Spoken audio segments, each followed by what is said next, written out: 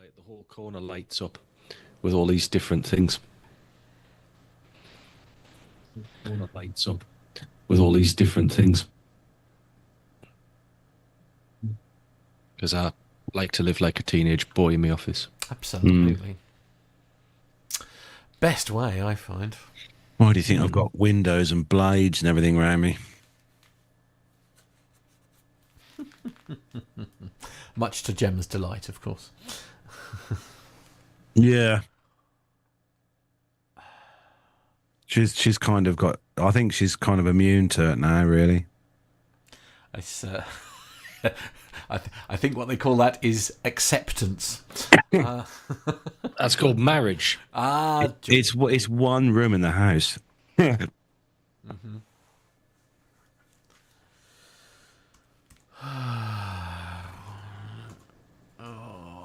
Something's more. Oh, tell you what I started watching last week, that Fallout.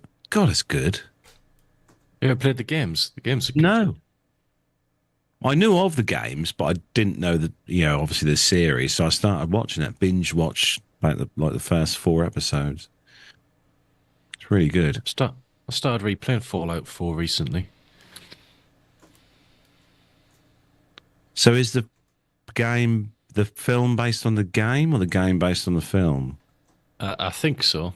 I'm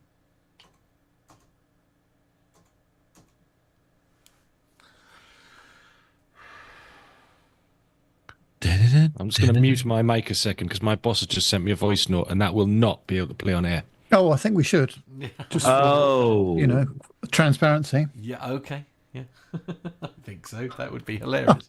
Just to let you know, I've stolen an A320. I've parked it round the back of the hotel. We're off joyriding. Let's go.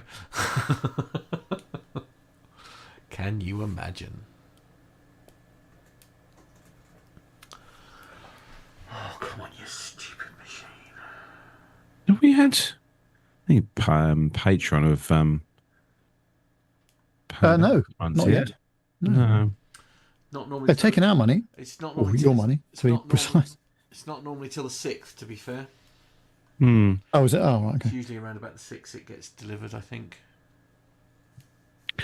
Yes. Sometimes it's early, but yeah, it's usually around the 6th, if my memory serves correctly.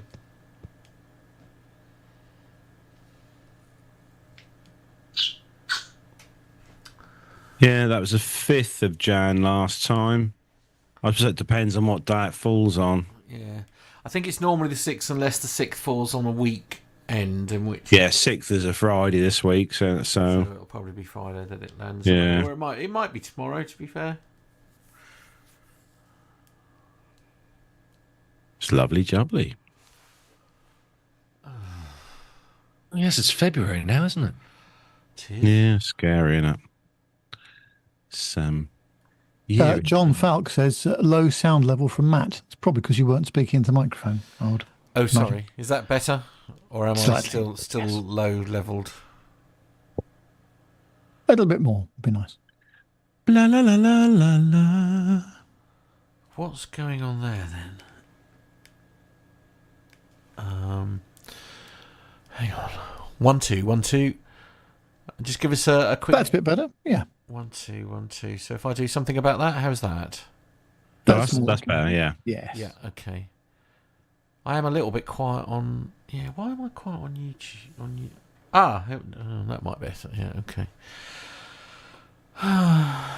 Darren Smith says, "Evening all, have a good show. I'm just boarding a BA 774 to Oslo." Yeah. Well, boarding a BA flight to Oslo. Yeah. I haven't been to Oslo for a very long time. I think it was late 90s last time I was there. Yeah, it was. I stayed at the SAS hotel in the middle of the city.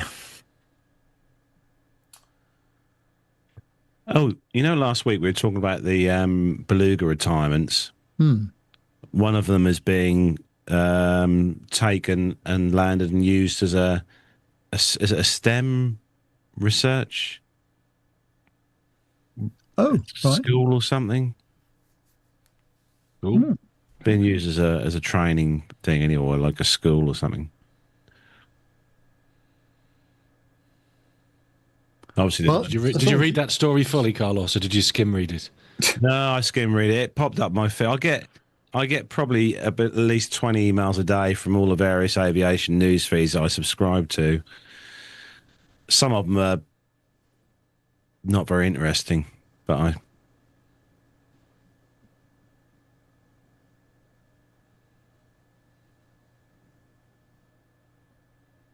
Is it me or is it hot in this office?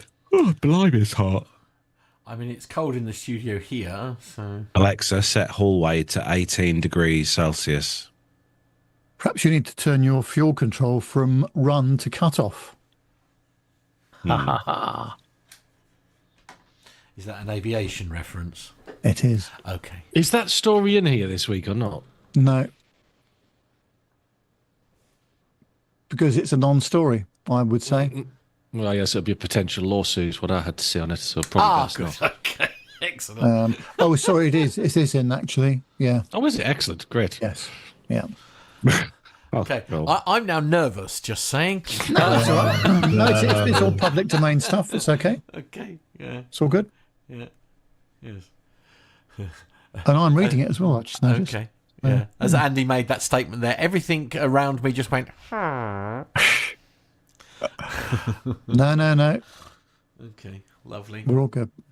Excellent. Oh, Andy's got proper Coca-Cola. Like I said, I'm trying to keep myself awake. I had a bit of a shock the other day. I picked up a full fat Coke by mistake instead of a Pepsi Max, I think it was. Wow, that was a big sugar rush, which I've not experienced for many years. There's a lot of sugar in this, yeah. Yeah. There's 35 grams in this can. God. It's a very tiny can. Yeah.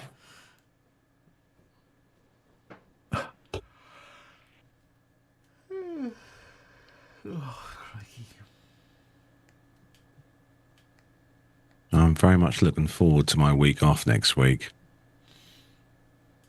Oh, shut up. I wish I had one week off. And we're Gemma's under strict instructions not to book anything in. No decorating, no painting, no anything. Good luck no with that. interaction. No humans, no nothing. No. After I sort my diary out in like quarters of the year. So after I'd sorted the first 3 months of this year, Ruth then went, oh, by the way, me and Zoe are going on holiday with my sister over half term. I said, all right, brilliant. I'm thinking, great, I can just lie in bed and look at my diary. Yeah, I put myself in the simulator all week in Gateway coming out. Brilliant. That was wise, wasn't it? I don't think you thought that through. Well, if I'd known beforehand. I've given Masha due warning Excellent. about where you are. Andy. Well, I booked my flights to Malta. That's all sorted for June. Did the girls get a trip booked, you cheeky Yeah. man? Yeah, the girls sat here in the kitchen downstairs last night and they booked their week away. They're going at the end of June to Gran Canaria, I think. From where? Luton? South End. Oh, okay. It was a very good try, though, to get a discount. I'll give you that, Carlos. Well, I thought I'd try. To be fair, the girls did find a discount code online last night, which I think it was saved about 150 quid or something. So That's good. yeah. Yep, so they're off, and I'll be off at the beginning of June, which would be nice.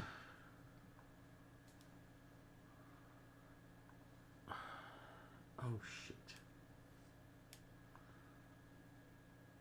See if you can get a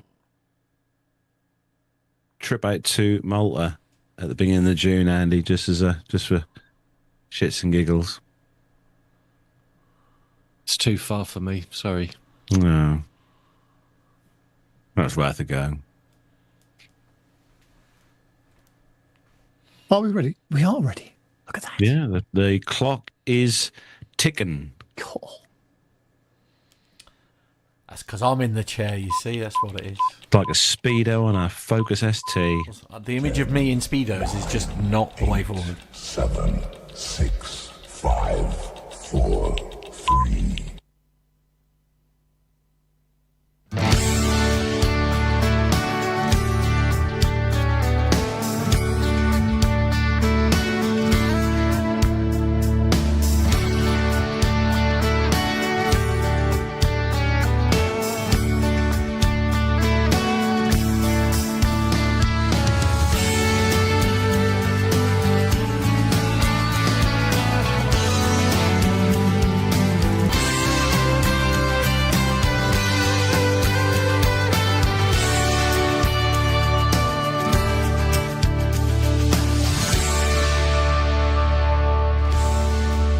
Well, hello and welcome to episode 588 of the Plain Talking UK podcast.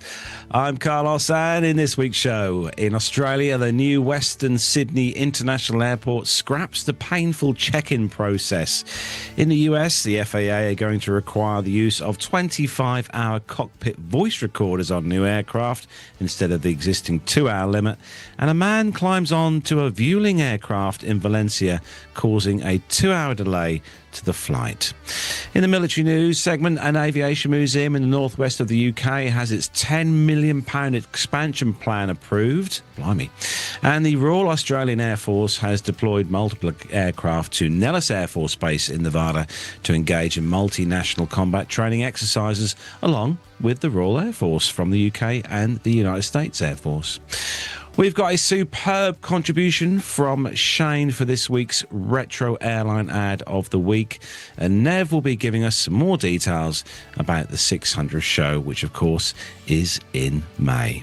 So joining me this week over in a beautiful part of the country in Buckinghamshire is of course our connoisseur of all things BA and Seat 1A, it's Neville Bounds. Well, yes, I'm missing it, I must say. I've not been doing any flying. But no, all good here, thank you. Bit cold again. The rain has finally stopped for one day before it's going to return again tomorrow for a couple of days. But yes, I've been busy trying to get fit. It's a lot of damage to undo over the years, of course. But I'm now up to doing 28 lengths of the swimming pool. And I started off with about 8 or 9 before I was out of breath. So getting there slowly. But it's, as they say, it's a marathon. It's a marathon, not a sprint. Hats off to you, Nev. Huh. Just the thought you saying that amount of lengths, I was just like, no. Well, I'm doing that twice a week, Tuesdays and Fridays, and then keep fit on Thursdays. I mean, at this rate, Nev, you'll have to buy a whole new wardrobe. Yeah. Well, I've already on a different setting on my belt. But of course, when you lose weight, you don't lose it from the parts that you want to lose it from. So, like my wedding rings sort of become very loose because I'm losing it from my hands and where my watch would normally go. That sort of goes round and round now. So it's a bit odd. But there we go. At least it's progress, hopefully. No, you're doing very well. Hats off to you. You're doing better than I am anyway. Yeah, I seem to have lost a load of weight, and now it's kind of that stage, Nev, where it just doesn't go any further. You kind of sit at the same weight. And joining us this week, literally across the field, just behind me here, quite literally across the field behind me here, in the next town. I shall say a town. It's your old town, to be fair. It's my old town. Yeah, it's where I used to live. It's of course Matt in the P2K Master Suite Studios. In the what now? Yeah. In the what now? Yes, I'm good, thank you. Yes. Busy old time as always.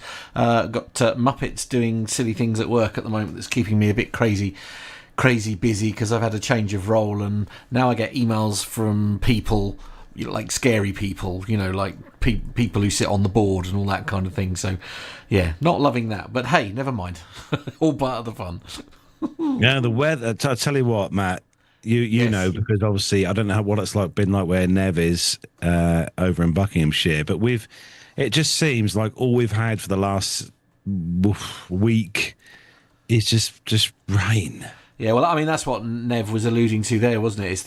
It's genuinely the first time it hasn't rained. I mean, it was raining this morning here, I have to say, and then it's sort of been quite nice this afternoon, and now it's all sort of gone all sort of like, well, looks like it's going to rain again, basically. So, just for a change. Yeah, I kind of give up on car washing. That kind of went out of the window last week. That's not such a daft idea. It's just awful, honestly. But there you go. That's what you get for buying a white car. Well, they say a dark car is as bad. Actually, I will say, right, honestly, when you do clean it, it's you can get away without shammying a white car. I don't know if you've noticed that before, Nev, with vehicles. You can get away without using the old chamois with a white vehicle. Yes. It's good. Not this. Oh, hello. Oh, well, Audio went a bit funny then. You've gone all Dalek-y there, Nev. That's like... oh, did I? Oh, Yeah, what happened there?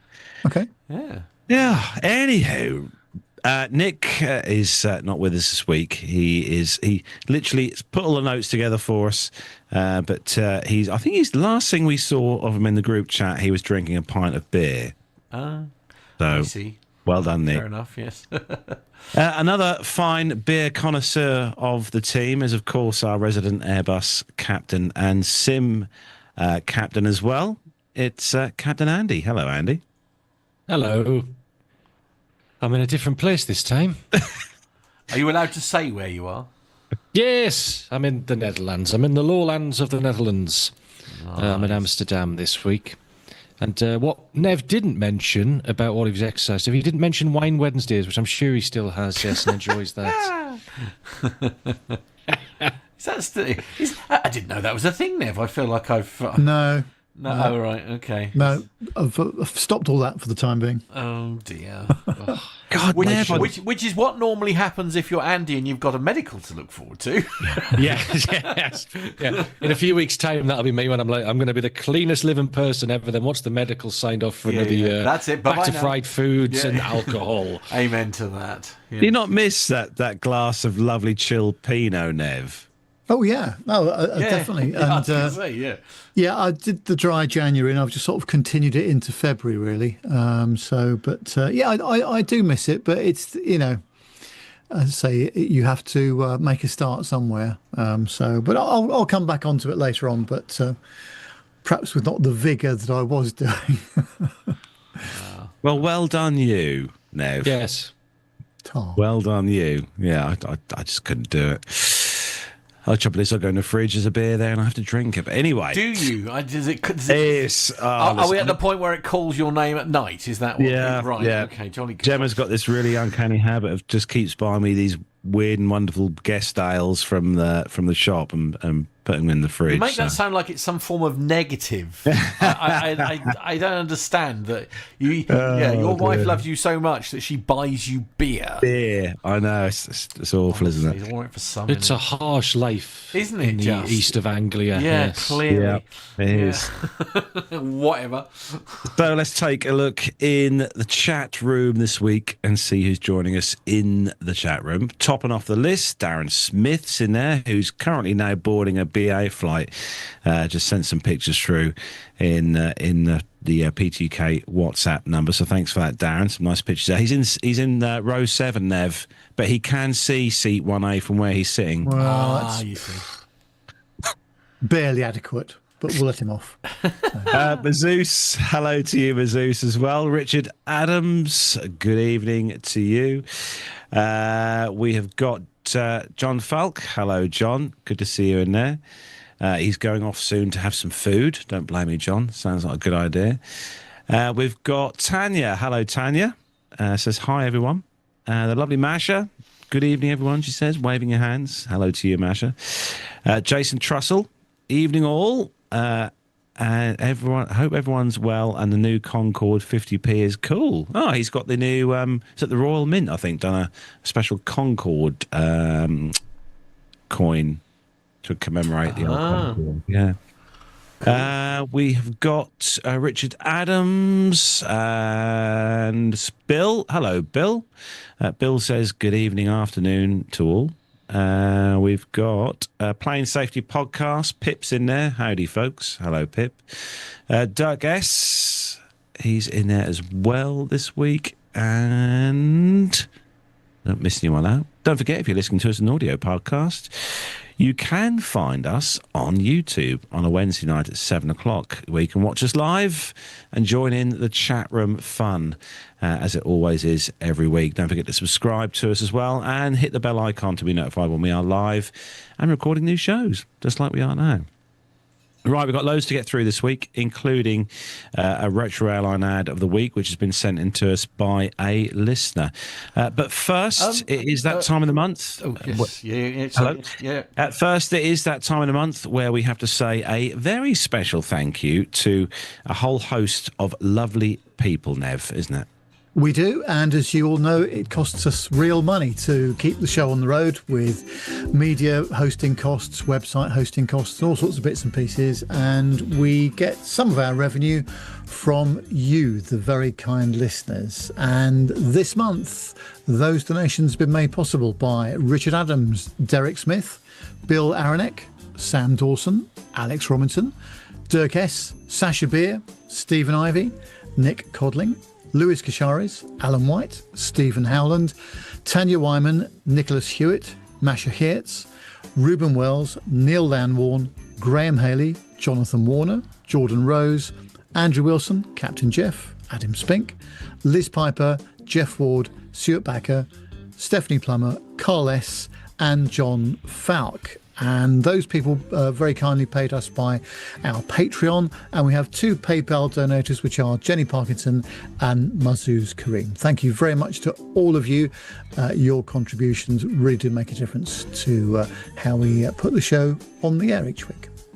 Yes, thank you to everyone. It is very much appreciated indeed, as Nev was saying. Right, we have got some commercial news to get through, some interesting stories this week. Have popped up on the feeds, and thanks again for Nick for popping these in. So if all the team are poised and ready, let's go. The captain has turned on the seatbelt light. Please take your seats and fasten your seatbelts.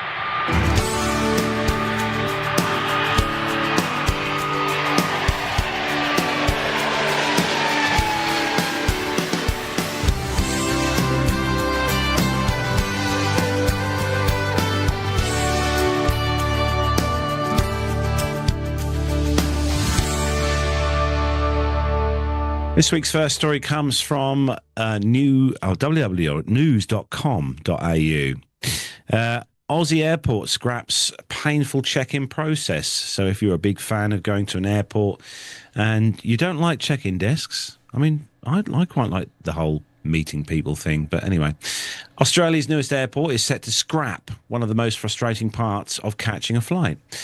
Is there anything worse than when you rock up to see a massive queue at your airline's check-in area? That anger-inducing moment will be a thing of the past for passengers using the new Western Sydney International Airport, which is due to open in the second half of this year, 2026. The airport, which is located around 44 kilometres west of the Sydney CBD, won't have airline-specific check-in counters. Instead, it'll have 40 check-in computers and 34 bag drops for all passengers to use, regardless of airline. They said we work closely with airlines in designing the process. As we know, the majority of travellers today check in online ahead of time and will arrive at the airport with their digital boarding passes on their mobile. Matt Duffy, Chief Operating Officer of WSI, told news.com.au. Those passengers will simply have access to a kiosk to print bag tags if they've checked luggage. Otherwise, they'll make their way up the stairs for security screening. For those who don't check in advance, they'll use one of our kiosks to swiftly print their boarding passes and bag tags as well. If you're the kind of traveller who likes the reassurance of seeing your airline's name everywhere, don't stress. Uniformed staff will be stationed throughout the check-in area if you need help with digital signing guides passengers through the terminal and onto their flight. They said, we're confident this approach is seamless for all passengers to navigate, so they'll be able to continue their journey quickly and get to the fun part of relaxing ahead of their flight, Mr. Duffy said. With such a heavy resilience, or reliance, I should say, on computers rather than humans for the check-in process, we couldn't help but wonder what would happen if there was a tech failure. It wasn't long ago that airports relied on manual processes to manage passengers and bags, Mr. Duffy told news.com.au. These form the basis of our business continuity plans in the rare event of one of our automated system fails. And all our automated systems, he said, also have multiple levels of resilience to minimise the chance of major disruptions, he said. If you're feeling a little fancy and often fly business class or first class, you're probably wondering if there'll be a dedicated check-in kiosk for you at the new airport. And apparently there is. So that's good news, especially if you're Nev. But a good idea. I mean, they've already got these stands, because I've seen these here when you check in there. You can go to one of these kiosks, put your suitcase on the scale, it prints your boarding pass out, and you pop it on the little kind of belt to take your case away. But I'm trying to remember, Nev, have they got this kind of thing at Heathrow as well? Yeah, they have. And actually, this is definitely the way forward, because as we always say on the show, the flying bit's the straightforward bit. Getting on the aircraft or getting off the aircraft or getting your bags or checking in seems to be the pinch point of these situations sometimes. But no, I think that's good that they're finding some automated ways of doing it, because people just want to get airside and get on the aircraft, don't they? The cynic in me says, what difference does this make to stopping queues? Because you're just replacing one thing with another. And I've been to many airports where it's all been the automatic bag drop and there's still been a massive queue. I think the only thing I think it said is it was 40, so it was more desks, if you see what I mean. There's quite a few, yeah. That was the only thing I could sort of see there as a potential positive, because you don't have the volume of desks like you used to, do you? I mean, True. There's a lot of them that have, if you go back to what I call like the heyday almost of sort of flying and things, I mean, you would have sort of rows upon rows upon rows of desks. They'd all be manned. They'd all be, a hubbub of activity, which is why it probably never felt like you were queuing for very long. And like nowadays, as you say, it's like you're lucky if you've got 2 desks open for the whole flight. Perhaps I'm being a little bit unfair, but. Yeah, and yeah. But then I suppose, to be fair, 40 bag drops for the whole of all of the flights going through, is that going to be enough, as Andy's saying? Depends how busy the airport is, I suppose. Yeah. And what happens if they do have a major IT outage? Because it happens. We've seen it happen a million times, haven't we? At Heathrow and everywhere. It'd be interesting to see what the system runs on. I bet it's Windows ME, I reckon. Windows ME, yeah. Yeah, I don't know. It's a good idea. Like I said, it just depends on how busy this airport is actually going to be over in Australia. But anyway, so Andy, you've got the next story, and yes. Our usual place to go to find stories, this website. Yeah, this is from paddleyourown.canoe.com, and it's Airbus facing yet another lawsuit from flight attendant over its toxic and, as they call it, dirty little secret. European aircraft manufacturer Airbus is facing yet another lawsuit from a flight attendant who claims to now suffer from a debilitating chronic illness after she breathed in toxic fumes while working on one of the company's popular A320 series jets.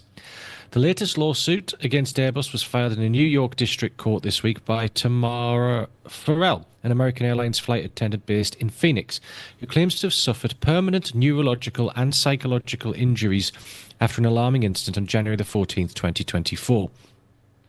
The incident occurred as passengers were boarding an A319 at Phoenix Sky Harbor Airport. Tamar was standing in the aisle roughly halfway down the aircraft helping passengers board when the captain switched on the auxiliary power unit, the APU. Within seconds of the APU being turned on, the smell of dirty socks permeated the cabin.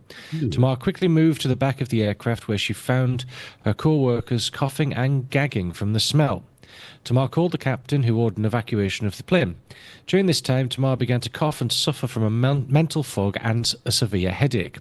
Although the passengers had been evacuated from the aircraft, Tamar was required to remain on board for another hour before she and the rest of the crew were taken to urgent care facilities for a checkup. Despite her symptoms, Tamar was cleared to return to work, and after just one day off, she was assigned a flight to Mexico. During the flight, she says she felt so sick that she began shaking and had to be put on oxygen. Her symptoms progressively got worse, and despite having no other income source, she had to take more and more time off work due to how sick she was feeling. To this day, Tamar has not been able to return to work as a flight attendant. She still suffers from headaches daily, and whenever she attempts to return to her job, she suffers from panic attacks, symptomatic of post-traumatic stress disorder. This is far from the only lawsuit Airbus is facing over an alleged design defect with the so-called, well, it's not so-called, it is a bleed air system. It uses to supply air into the passenger cabin. The bleed air system draws in preheated compressed air from the engine and pumps it straight into the cabin after being cooled through an air conditioning system. Because the air is fed through the engine, campaigners believe that it's susceptible to being contaminated with engine oils and lubricants that vaporize on a hot engine. This is believed to be a particular risk with the APU on the A319 because the air inlet to the APU is on the rear belly of the aircraft and close to two major sources of potential oil leakage. Last May, Darlene Friccione, a United Airlines flight attendant, also filed a lawsuit against Airbus over a remarkably similar incident which occurred on the A319 that had just landed at Denver in April 2023. After parking at the gate, the captain turned on the APU and the cabin filled with a chemical-like smell that made Darlene gag for air. Her symptoms were so bad that a pulmonologist said it looked like someone had opened up a bag of chlorine and poured it down her throat because her throat cavity looked sunburned. Only last month, rival aircraft manufacturer Boeing was also hit with the first ever passenger-led lawsuit over contaminated cabin air following an incident aboard a Delta 737. Jonathan Harris, a law professor at Temple University, says exposure to contaminated cabin air has left him with chronic brain and respiratory injuries, and he still suffers from symptoms more than a year after the incident. Nearly every commercial airline uses the bleed air system to supply air to the passenger cabin, although lawyers acting on behalf of toxic air victims argue that the industry must do more to reduce the risk of bleed air being contaminated with engine oils and other chemicals. To this day, there is only one commonly flown commercial passenger jet that does not use the bleed air system, and that's the 787. I mean, your thoughts, Andy, on this? I mean, you fly similar products. Yes, and it has been reported these sort of smelly sock smells of contaminants getting into the system, and it can happen because seals are, well, they're only very good when they're brand new and they do wear over time. But the chance of this happening is so low if you think about how many flights there are daily around the world. And it does unfortunately always seem to happen to people who spend most of their working life on board aircraft because they've got a much higher risk. But I think that there is a lot of work to be done on the science side of this and how we can improve it, because the lubricants and oils and stuff that we do use in jet engines are carcinogenic. They're awful things, but they're very good at doing the job. And also, I mean, we're talking about sort of a handful of very extreme reactions to this, I guess. I mean, because I don't mean to be unkind about this, but if lots of passengers were also in the similar area were complaining about similar symptoms, then this would be perhaps a much bigger event. If you see what I mean. Yep. I'm just wondering if it's just, and some of that may be because they're being exposed to it on a more regular basis and all that kind of thing. Perhaps their sensitivity to it could perhaps be heightened. But you know, if suddenly you'd got 30 or 40 passengers who were all at the back of the plane suddenly complaining of these issues, then perhaps it would be a different thing altogether. And crew will always be more susceptible to it because they spend so much time in an aircraft. They live in a constant state of being slightly hypoxic as well. Yes. Yeah. Because of the working atmosphere and altitude that they work at. And I've had quite a few friends who've ended up in hospital, flight deck and cabin crew, with similar things. There's thankfully no long-lasting effects from it, but it does happen, unfortunately. Gosh, This happened on the 146 and the 757, if I remember correctly, as well. Yeah, until we find, or the manufacturers find, alternative methods for lubricants and oils, which is going to be a very, very long way off new formulations which aren't so carcinogenic. I think it's always potential for a problem if there's an oil seal leak or a failure. Yeah. Indeed. Nev, you're up next. A slightly more cheerier story, and some absolutely stunning pictures as well to go with this story. And it's definitely right up your alley, Nev. It is, and a plane which I've never flown on before, which is a great pity. And that's the 747 SP. This is on luxurylaunches.com. And this aircraft that they're talking about was originally designed to carry 300 passengers. This SP was refitted for 60 guests and used by the Las Vegas Sands to fly its high rollers across continents. And there is something quietly revealing about the way ultra expensive machines end their careers. They don't retire into museums or monuments. They drift into listings, databases, and broker websites, reduced to technical descriptions and call for price footnotes. Well, the 747 SP that once ferried Las Vegas Sands executives and high roller gamblers across continents has now reached that stage, offered to the market not as a symbol of power, but as a complicated asset in search of a new patron. Its availability marks more than the sale of an aircraft. It signals the fading relevance of a certain idea of prestige, one built on size, spectacle, and the belief that true status requires a private jumbo jet. Well, that chapter was closed in early 1985 when the jet was sold to the Dubai Royal Air Wing and re-registered as Alpha 6 Sierra Mike Romeo. It was soon converted into a VIP platform and absorbed into the Gulf's expanding infrastructure of royal mobility. Well, for more than 20 years, it operated as a flying extension of court life, appearing regularly at major European and American airports. Long before today's customised Boeing business jets became commonplace, this 747 SP functioned as a mobile palace, establishing a template for the region's later obsession with airborne grandeur. Well, in 2007, the aircraft entered its third and final identity. Las Vegas Sands acquired the jet, transferred it to the Bermuda Register as Victor Papa Bravo Lima Kilo, and placed it into service as a long-range corporate and VIP shuttle. From August that year until May 2024, it moved the Adelson family, senior executives and high-value gambling clients between Las Vegas, Macau, Singapore and select international destinations. Spotting reports and charter records sketch this period in fragments.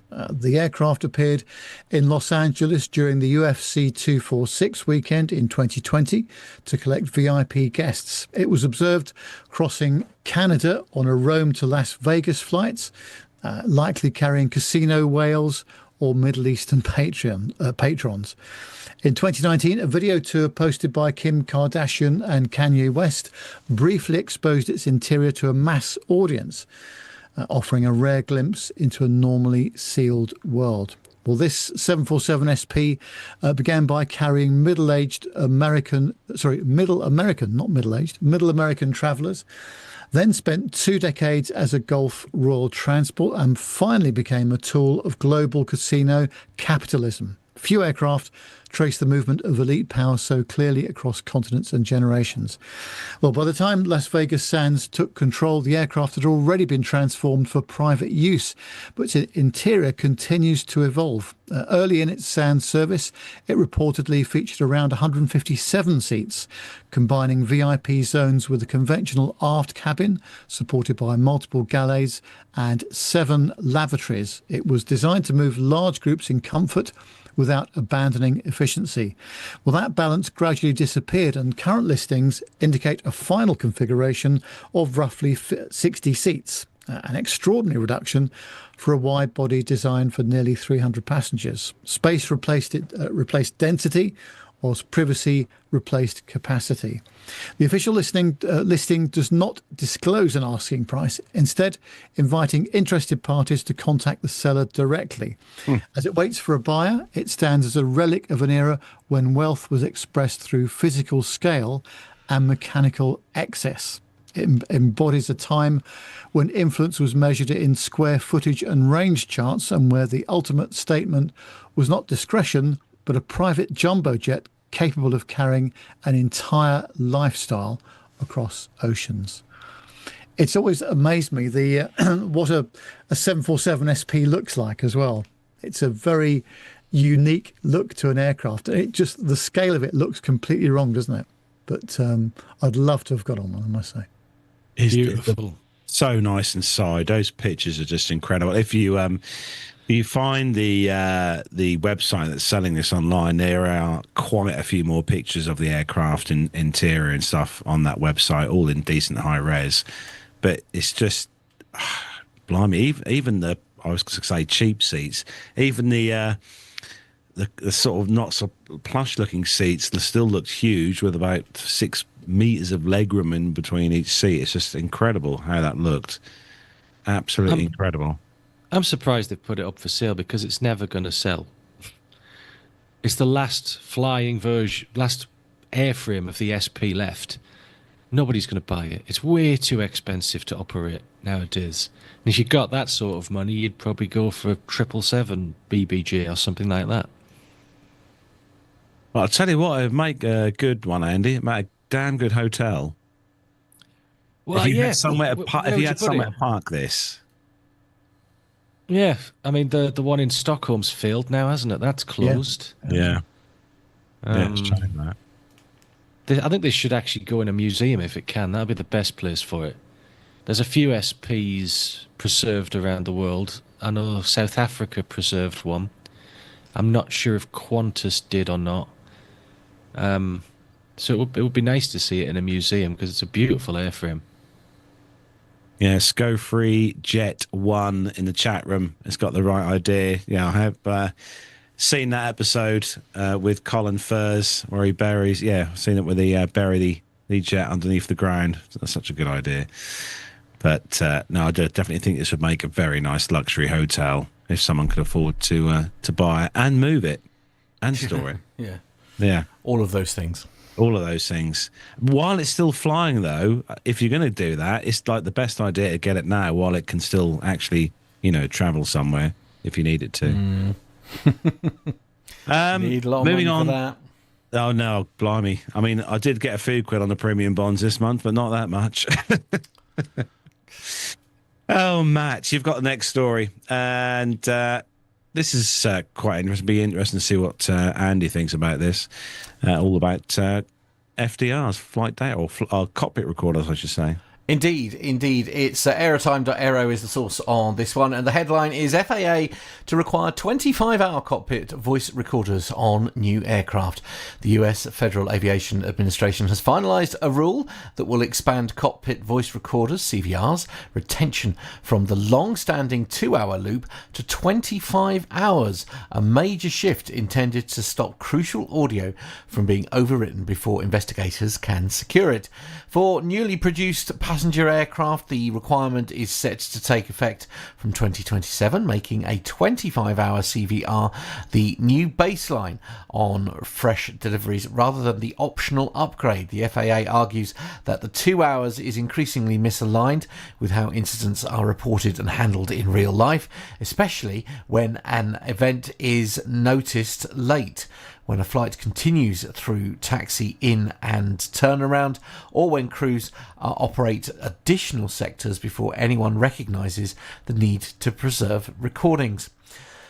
The practical impact for investigations is straightforward: more timeline, more context. A 25-hour window can capture decision-making and workload well before the peak moment, plus the actions and communications after an event, which can be critical to understanding causal chains and human factors.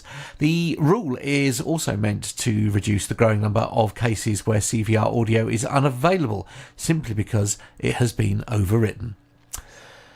The move, however, comes with familiar pushback. Pilots' unions and labour groups have long treated cockpit audio as uniquely sensitive, and a larger recording window amplifies concerns about misuse, access control, and chilling effects on cockpit communication. The FAA points to existing safeguards intended to keep CVR audio tied to safety investigations only, but the privacy debate is unlikely to disappear, particularly when handling practices may vary once recorders are back in the operator's hands.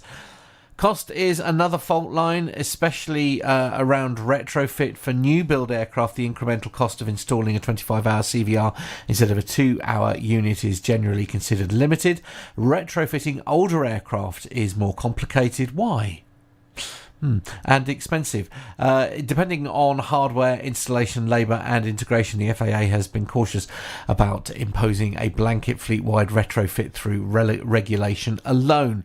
Still, retrofit timelines are in place under separate legislative requirements for certain covered aircraft and operators, creating a longer runway towards compliance across the in-fleet service.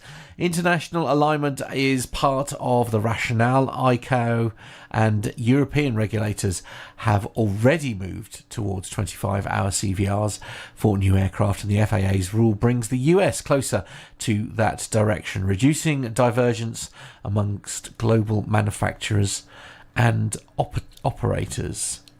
So, Andy, you may or may not know the answer to this, so I am going to risk asking it anyway. But what is the shelf life of a cockpit recorder? I mean, does it have a, is it a bit like if you got like a medical device alert, for example, it has to be certain elements of it have to be replaced within, say, like 5 years or something like that? I don't know on that. It's just a SSD. That's all it is. As it says, like in Europe, every aircraft now has a 25-hour recorder. I don't see the issue with it. As the story said, I think it's really good for investigators to be able to see the entire flight. Absolutely. Or series of flights they've flown that day, because it'll give you a good idea how the crew actually operated from the start of the day, how they briefed, how they managed threats and errors. I think it can be really useful to see how much of a factor the human pilot is in incidents. Retrofitting them, again, I don't see the difficulty here. It's a box, as that picture you've shown there. You replace a box for a box. I mean, the connections aren't going to change, are they? I mean, it's... No, and again, the whole union about it being abused, that's been around for years. As long as there's the trust between the company and the unions over how this is used. I mean, the second the company went, you're being punished because you said X, Y, and Z on the CVR when there hasn't been an incident or anything like that, then the trust is lost and everything changes. But as far as I'm aware, I've never heard of that happening, especially not in Europe. I don't know about elsewhere. It can only be a good thing, really, that the FAA have finally mandated this.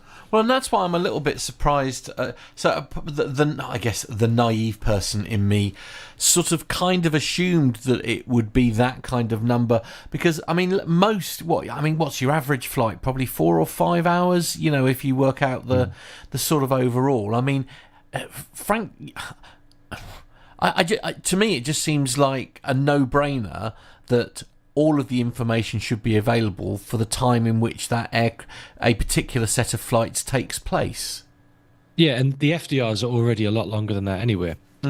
So it makes far more sense and gives far more context to the FDR data if you've got the voice data to cover it as well. How does it work, Andy? When you've shut down at the gate, is it when the parking brake is applied or the engines are shut down? Does the CVR continue, or does it stop at that point before it's restarted again? In the bus, here we go. It's 5 minutes after engine shutdown that it stops recording, but we do have, there's a button on the overhead panel where you can turn it on or off with the engines off. And as part of SOP when we're doing cockpit preparation, so again, it can record all of it, you turn that on. And then once the engines start, then it automatically takes over and just runs via that. And it's up to 5 minutes after shutdown. I sort of get the privacy concerns, because I guess, you know, pilots are concerned potentially that the conversations that are being had, if you like, when you're in the cruise, when you're not sort of having to sort of worry quite so much about, you know, you're just monitoring day-to-day, you know, operations at that point. And I sort of understand why they're concerned, but I mean, which airline has got the capacity to have somebody go through all of the hours of flight every day to see if somebody said something naughty against the company or something else? I mean, it's just preposterous. It just seems bonkers, doesn't it? I guess the unions are doing their job, but I just feel like it's like, well, you shouldn't be saying something in there. You know, I would like to think that the pilots are being always professional when they're sat in that cockpit. Yes, me too. Yeah, absolutely. Dirk S makes a comment in the chat room. He says, and I agree with this because I've watched many episodes of Air Crash Investigation. He says that, you know, how often do they hear from the accident investigators when they say that the CVR was useless because it had long been overwritten? Yeah. And that is a thing. That is absolutely 100% thing. And Mr. Naive, don't know very much about airplanes, is sort of a bit shocked that it's only recording 2 hours worth. If you see what I mean, that's the bit. I think it also gives incredible training possibilities as well. Because if you think about perhaps the utilisation of an aircraft in one day, perhaps that's 10 hours, something like that, and 2 crews operating it, and the aircraft was developing some kind of fault, it would be quite interesting to see how the 2 crews handled that and how they reported it. So actually, it's got training value as well, I would have thought, for future situations. Yeah, as long as the crew agree to release the data from it, then it's no problem. But happily use it in a training scenario. And it'd be a really good one because it's not hypothetical, it's real. This happened. Let's see how they dealt with it, what they did well, what could be done better. Because that's what training's all about. Yeah. It's what can we learn? Yeah, absolutely.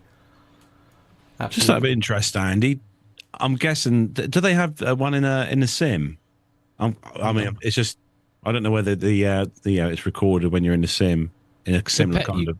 You can, depending on the device, you can actually record...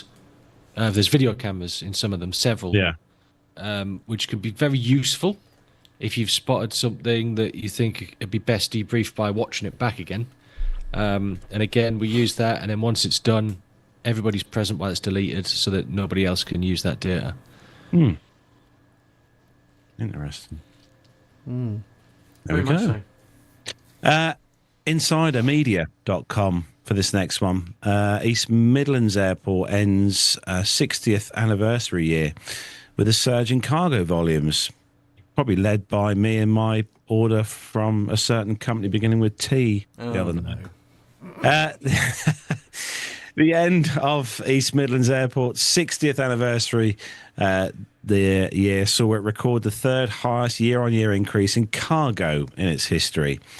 The new figures have revealed the airport posted a 37% increase in the amount of freight it handled in December compared with the previous year. This surge involved almost 38,000 tonnes of cargo passing through the airport. 10,200 tonnes more than in December 2024. This 37% increase is the highest year-on-year increase since 2 months during the pandemic. Overall, East Midlands cargo operation has handled 313,615 tonnes so far this financial year, starting last April, putting it on track to top last year's total of 370,000 tonnes.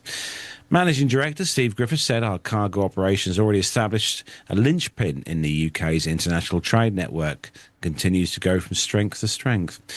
He said these latest figures confirmed that we are building on our success and are in a strong position to drive forward with our plans that anticipate significant more growth in this side of the business in the coming years. We have the capacity and capability and ambition to meet the increased demand and vision for how we can achieve it. We're determined to continue to power seamless trade for the UK well into the future. East Midlands' performance was driven by rising demand from India, Southwest Central Asia and the United Arab Emirates. Hong Kong Cargo, Atlas Air, Ethiopian Cargo, Saudi Cargo, Etihad Cargo, SF Express, and Central Airlines all started new operations at the transport hub. Yun Express, a major Chinese logistics firm, is set to open a new cargo warehouse at the airport in the coming months, initially supporting operations by its partner Central Airlines. The airport is progressing plans to support the UK's international trade ambitions by identifying 4 sites next to the runway, totalling around 123.5 acres set aside for cargo developments. It's supported by new taxiways, aprons, providing up to 18 new aircraft stands. These will help meet the projected 54% growth in cargo demand by the airport by 2043. 2 of the sites are tax sites of the East Midlands Freeport, for which its primary port, which offer tax incentives and other benefits to prospective developers and occupiers. And it's estimated that the plans could boost regional GVA by £1.8 billion and support around 21,000 jobs. East Midlands has also partnered with global logistics giant, Prologis, to develop a third free port near its site at the airport for advanced manufacturing and industrial logistics. So it's safe to say I'm keeping this airport in work this year. Yes, you are, aren't you? I mean, we tend to talk about passenger flights, don't we? But the cargo operations around Europe and the whole world actually are absolutely enormous and huge revenue generators. And where this is based, right in the middle of the UK, the main hub is just enormous and growing all the time. And there's a lot of money and revenue to come from cargo operations, that's for sure. Yeah, we get quite a few of the flights come over here early in the morning. Sometimes you can click on the old Flight Radar app, and the flight's normally taken off from East Midlands Airport, so from the cargo side. So yeah, it's busy times for cargo. Need to order some more stuff. No, probably not a good idea, to be fair. Matt, have you ever thought about trying this, perhaps, when you're next on an aircraft? Very rare thing, me on an aircraft. Aviation24.be is the source on this one. The headline is: Man climbs into Vueling aircraft in Valencia, 2-hour flight delay as a result. So a man from Valencia to Amsterdam was delayed by more than 2 hours on Saturday after a 24-year-old man climbed on top of a Vueling aircraft while it was still on the ground at Valencia's Menezes airport, authorities have confirmed. The incident took place around 6:30 local time. This is in the evening, by the way, just as the Airbus A320 was preparing to depart for the Dutch capital, according to AENA and the Spanish Civil Guard. Witnesses captured video of the individual visibly upset and moving around on the top of the plane's fuselage as airport workers and security personnel tried to manage the situation. Civil Guard officers eventually intervened and got the man to come down safely without causing any physical injuries or damage to the aircraft. Medical personnel then transported him to Hospital General de Valencia in a basic life support unit because of his unsettled mental state. After the incident, the individual was reported for violating Spain's aviation safety law, which could carry both fines and prison sentences depending on the violation's seriousness, authorities have said. The flight, identified as Victor Yankee 1372, eventually departed for Amsterdam at approximately 8:30 in the evening, once airport officials had verified that the aircraft was safe to fly. Spokespeople for Vueling confirmed the departure to Las Provincias, a local news outlet that first shared footage of the occurrence. Airport operator AENA has also initiated an internal investigation into how the man was able to access the restricted runway area, which is supposed to be secured with enhanced safety measures. Now, we've sort of decided not to include the video on this one because I don't think we need to see footage of a man who's clearly distressed at what's going on there. But it's it is causing concerns again, though, in terms of airport safety. Because this guy unfortunately was having. Let's describe it as a moment, but his intentions could have potentially been much more of a concern. You can't guard against that. I mean, I'm impressed that he managed to get up onto the top of the fuselage, stay up there, and not fall off. These things are incredibly slippy by design to reduce drag. It's phenomenal that this isn't a case where he's ended up in hospital with serious injuries or head injuries or something like that. I just don't think you can do anything about it. He must have jumped up above the door and dragged himself up or something like that. Right. It's insane how he's managed it. Yeah, the video words there, maybe. The video shows him walking up and down the top of the fuselage quite effortlessly. But yeah, you're right, Andy. It is surprising that he didn't fall off, because it's bad enough when you see the stories of crew, when they fall from the door, the L1 door on the 73s or A320s. Because even that is quite a distance, isn't it, Andy, from the door down to there? Yeah, falling from that height would definitely hurt, I'd say. Absolutely, yeah. So let's be glad this ended well. Yes, definitely.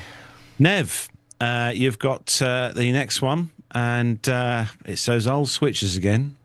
Yes, an interesting one, this. Let's see where we end up with it. This is on swarayamag.com, and it says that an Air India Boeing 787 Dreamliner operating from London Heathrow to Bengaluru was grounded on the 2nd of February after the crew reported the fuel control switch moved from the normal run position to cut-off, a failure mode that can does cut fuel supply to an engine and cause it to shut down.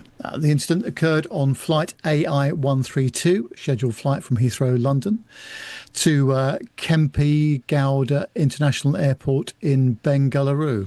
According to Air India, the issue was flagged by the pilots, who reported a possible defect in the fuel control switch.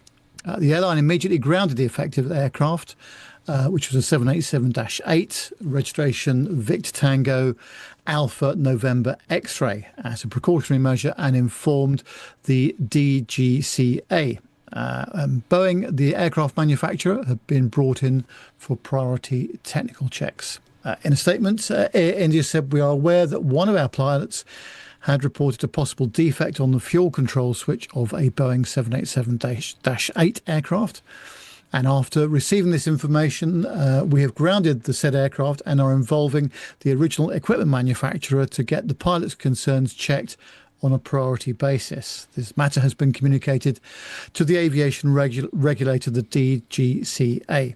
The airline added that it had previously carried out a fleet-wide inspection of fuel control switches on all of its 787 aircraft, following a DGCA directive issued last year, and that no anomalies were found at that time. Well, the development, of course, has drawn immediate attention because of its similarity to events described in the fatal crash of Air India flight AI-171 on June the 12th last year. That 787-8 operating from Ahmedabad to London crashed shortly after takeoff, killing 241 people on board and 19 on the ground, a total of 260 fatalities. The accident remains one of the deadliest aviation disasters in recent years. Well, a preliminary investigation by the AAIB revealed that the fuel supply to both engines was cut off almost simultaneously, seconds after departure. Cockpit voice recorder audio captured one pilot asking why the fuel switches had been moved to cut-off, with the second pilot responding that he had not done so. Sunday's incident has revived scrutiny of those alternative explanations. Fuel control switches on the Boeing 787 are spring-loaded levers designed to remain securely locked in the run position once selected. An uncommanded movement to cut-off is considered a serious anomaly that could, under circumstances, lead to an engine flame-out in flight. Aviation safety groups have also flagged concerns. The Safety Matters Foundation stated that the left engine fuel control switch on the aircraft involved in the latest incident reportedly failed twice to remain locked in the run position during engine start at Heathrow, drifting towards cutoff. The group described the behaviour as abnormal and urged regulators and the airline to examine whether the issue could indicate a recurring or systemic problem. Air India has reiterated that the passenger and crew safety remains its top priority, and it is cooperating fully with the DGCA, AAIB and Boeing. Regulators and investigators will now examine the reported defect in detail, and amongst the key questions under review are whether the incident represents an isolated malfunction or points to a broader design, manufacturing or maintenance issue. Investigators will also assess whether any similar vulnerabilities were identified or addressed after the 2025 crash, and whether the same failure mode could have contributed to the loss of both engines on AI-171. As investigations continue, the possibility of a mechanical explanation, previously dismissed by some, is likely to receive renewed attention. Further updates from the DGCA, AAIB, Boeing and Air India are expected in the coming days. Interesting. Well, the most worrying part about this story for me is the fact that the crew had this occur twice on the start of the engine and then still decided to launch out of Heathrow back to India. Yes. If it happened once, I'd be like, oh, okay, maybe we knocked A it. blip or something. If it has happened twice, there is no way I'd take that aircraft. No, At that point, I'd just be saying, tow me back on to stand. This thing's AOG now until we sort it out. yeah. So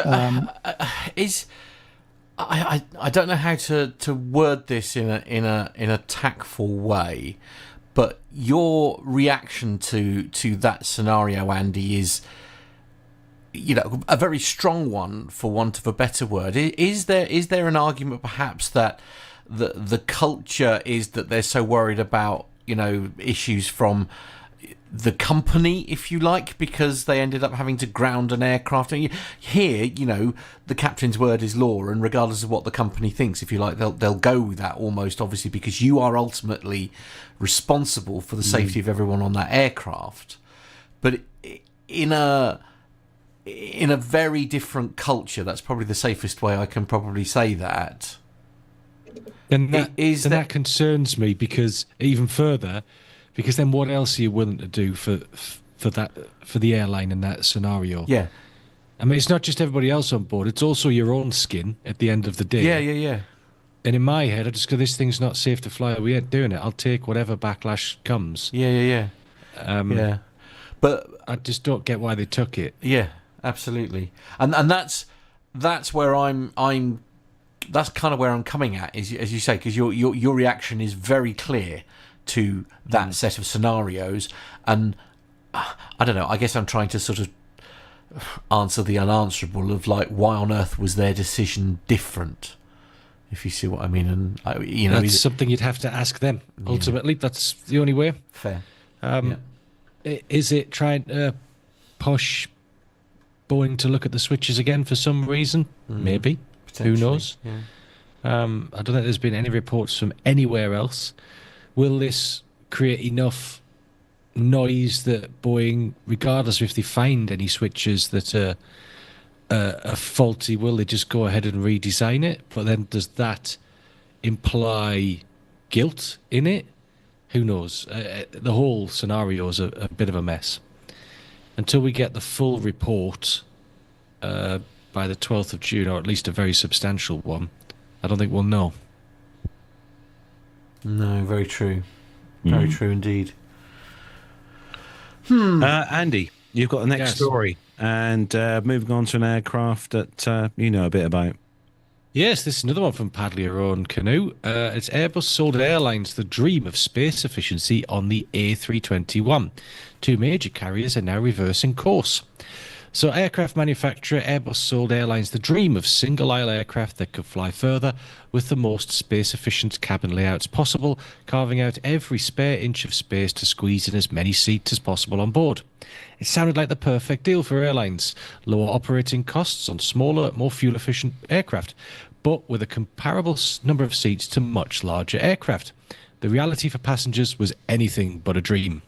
The ultimate example of this sales pitch is the company's best-selling A321neo single-aisle airliner, a stretch variant of the Airbus A320 series aircraft that now also comes in two long-range versions, the 321LR and the XLR. These aircraft have been hailed as game changers for the aviation industry, but the benefits are mainly for airlines rather than passengers. While single-aisle aircraft have been lauded for their potential to open up new routes that wouldn't be possible on a wide-body aircraft, can you achieve the wide-body comfort on a narrow-body? One of the key metrics in this debate is the passenger-to-lavatory ratio. Generally speaking, wide-body planes not only have a lower passenger-to-lavatory ratio, but there's also more space for passengers to wait when there is a line to use the bathroom. The passenger-to-lav ratio has always been an issue on single-aisle jets, but Airbus's space-saving antics have been pushed so far that two airlines have been forced to concede defeat. The first airline to reverse course was Australian flag carrier Qantas, which decided, no doubt after some pretty aggressive sale pitches, to configure its new A321 XLR fleet with just 3 lavatories. Qantas A321 XLRs have one lavatory at the very front of the plane and 2 slimline lavatories located just forward of the aft galley. With 200 seats on board, that results in a passenger-to-lavatory ratio of 1 to 67 passengers.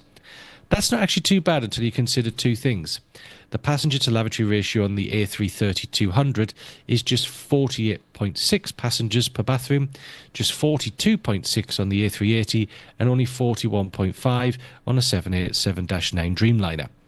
The forward lavatories on its A321 XLR, they are reserved for just 20 business class passengers, leaving only 2 bathrooms for 180 economy class passengers.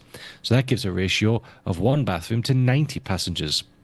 Not only is the passenger-to-lavatory ratio worse than any of Qantas's wide-body jets, but the only place for passengers to wait is by lining up the aisle. It took a remarkably short amount of time for Qantas to seemingly realise that they'd made a mistake. While the first 3 XLRs being delivered to the airline only have 3 bathrooms, the airline has made a mid-delivery cabin redesign to add an additional bathroom.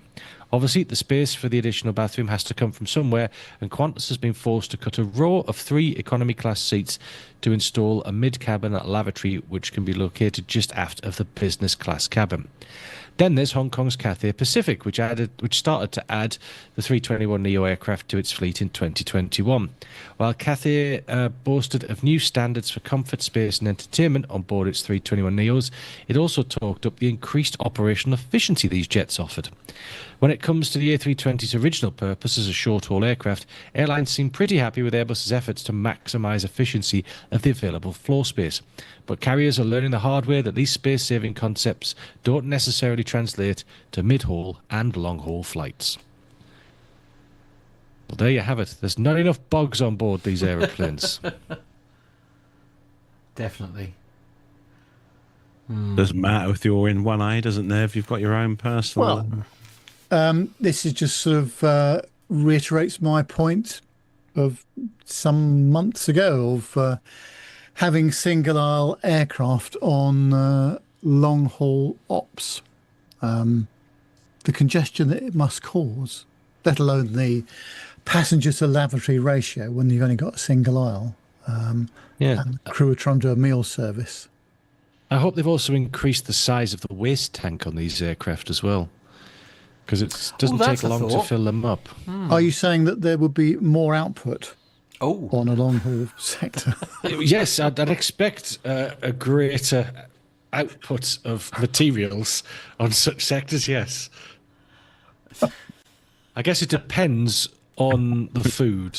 Oh dear, yeah. Well, if it's a bit spicy, yeah, it's always a risk. Yes, I suppose. Yeah, absolutely.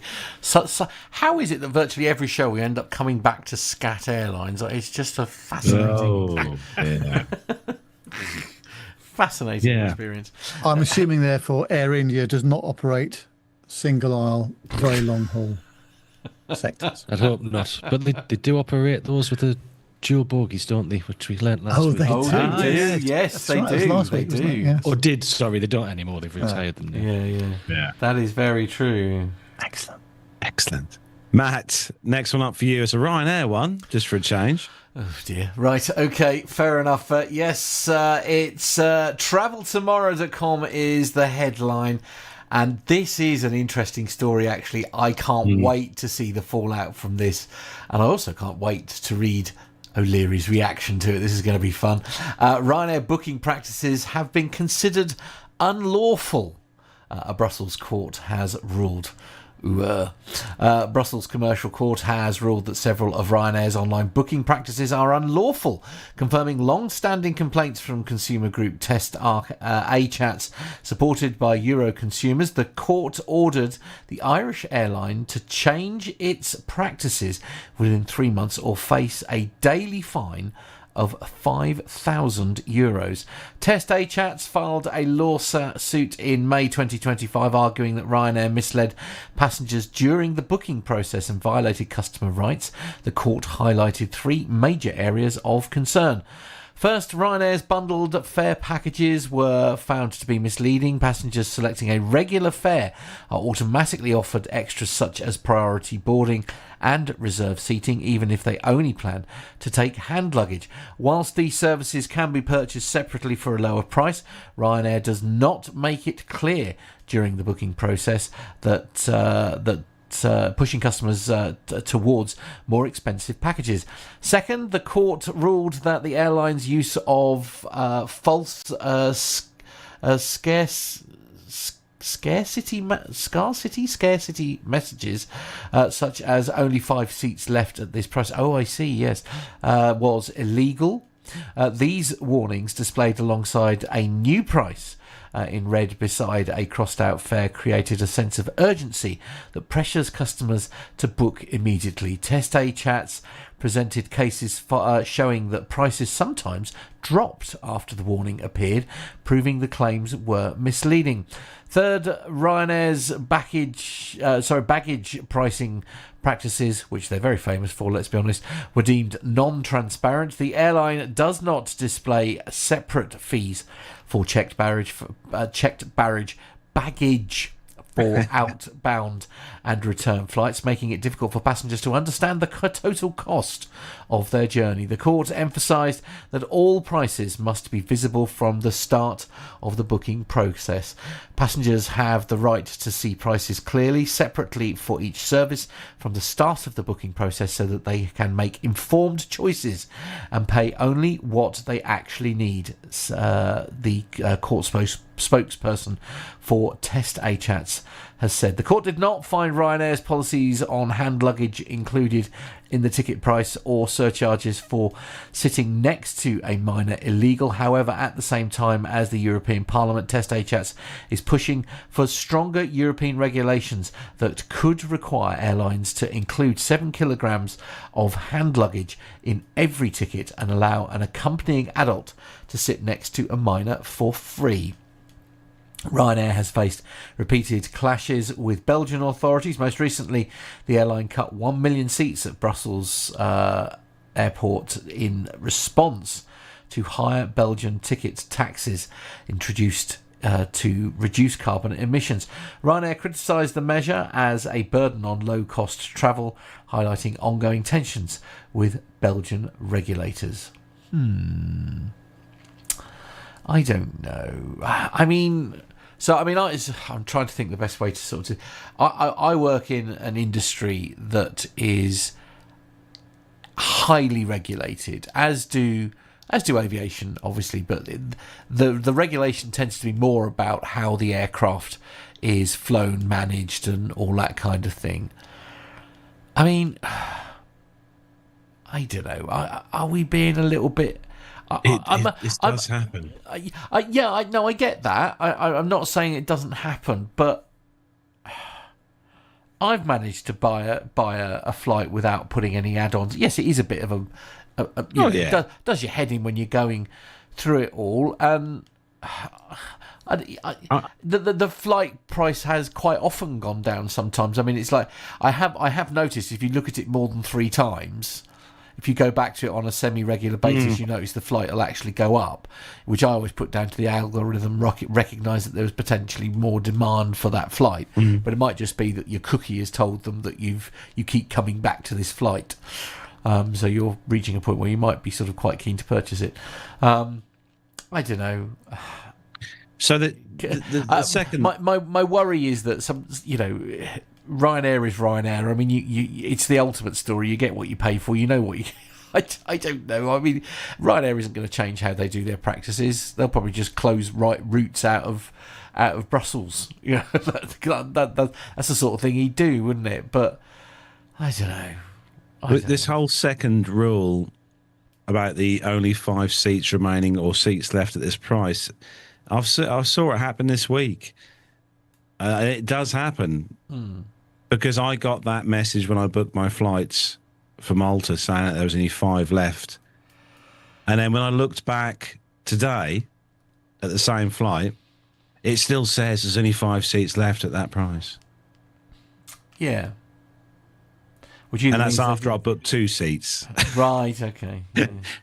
So it does. This is this is true. It does happen. It is the way their website works. It kind of it sort of not scares you, but it kind of says, if you don't get these seats now, they're not going to be there tomorrow. Buy them now. And then they are. And then they are there tomorrow. Yeah. So yeah, don't get this with BA, do you, Nev? Well, you do.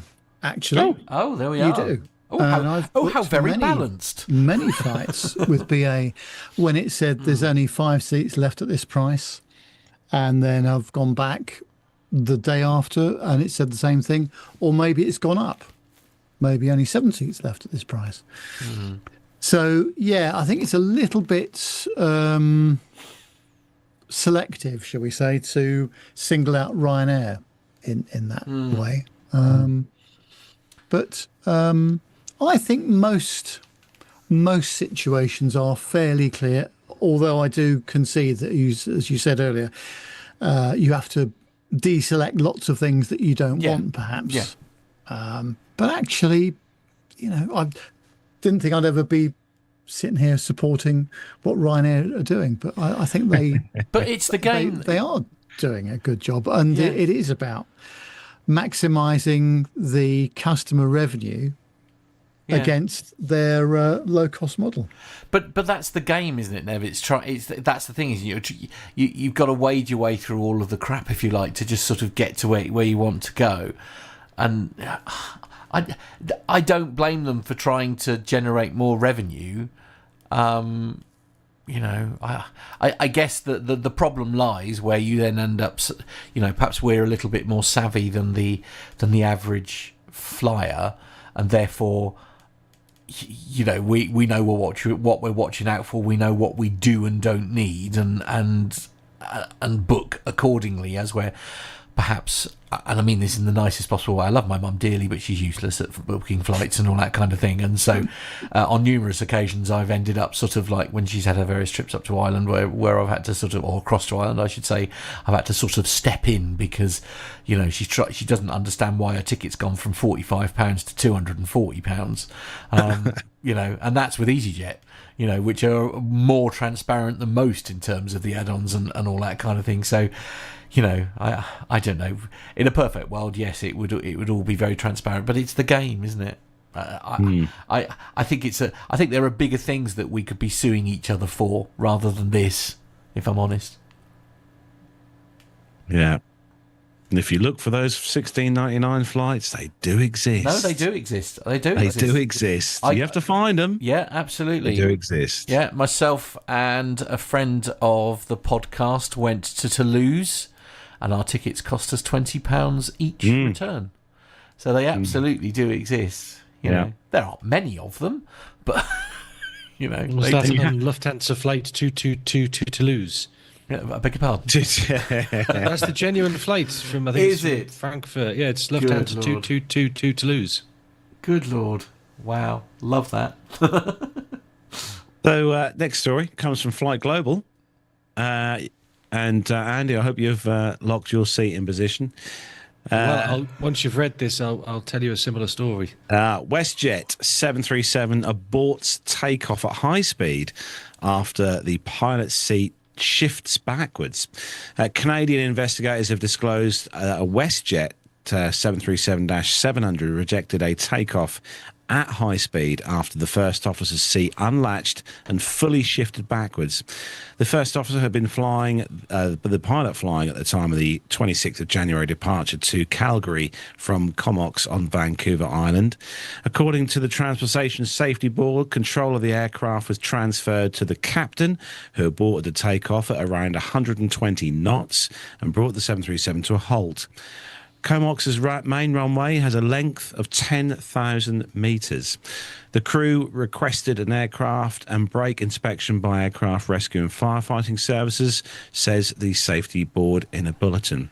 After the inspection of the aircraft, registration Charlie Foxtrot Whiskey Sierra Victor returned to the gate under its own power and passengers disembarked. None of the 64 passengers were injured and the aircraft was undamaged. Inspection of the first officer's seat found excessive play in a seat control handle, says the Safety Board, which resulted in difficulty engaging the seat lock pins, and the seat was removed and replaced. So I thought the Airbus seats, Andy, electric, aren't they? They kind of follow a track, don't they? With a there's electric control and there's also manual control as well. Just to add a correction there, I don't think there's any 10,000 metre runways, 10,000 foot runway. Oh, feet, sorry. It's about 3 kilometres, yeah. It's a very, very long runway. Even I might be able to take off.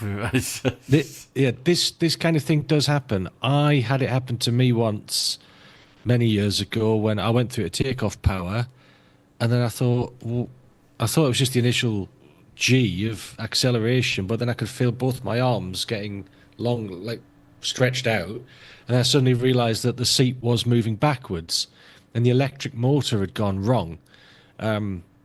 So I quickly handed control over to the first officer, and I thought at that point, he's flying fine, let's just crack on, get airborne. And I pulled the circuit breaker for it because there was one, and I could use the seat manually.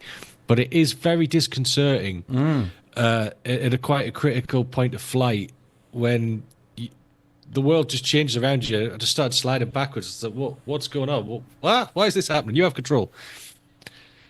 I'm not sure about abandoning the takeoff at 120 knots, though. Yeah, I'd have carried on. I mean, you're well into the high-speed regime there, aren't you? And the only reason I'm sure the SOPs are something like, the only reason we're going to abandon the takeoff is if we think the aircraft's not going to fly or we have a confirmed engine failure or separation.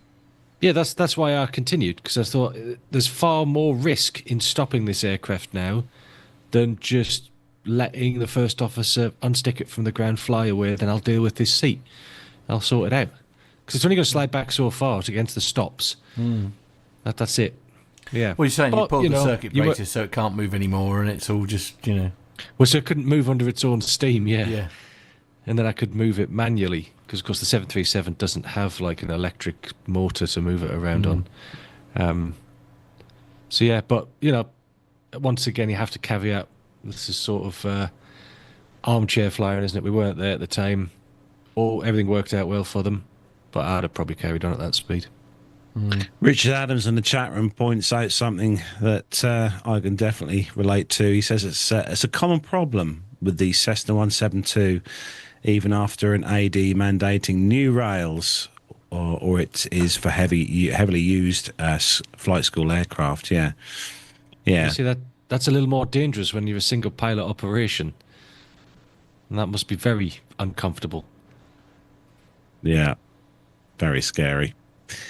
But then there's those flight school aircraft generally tend to be more than 30 plus years old. Well, the ones that I flew in did anyway.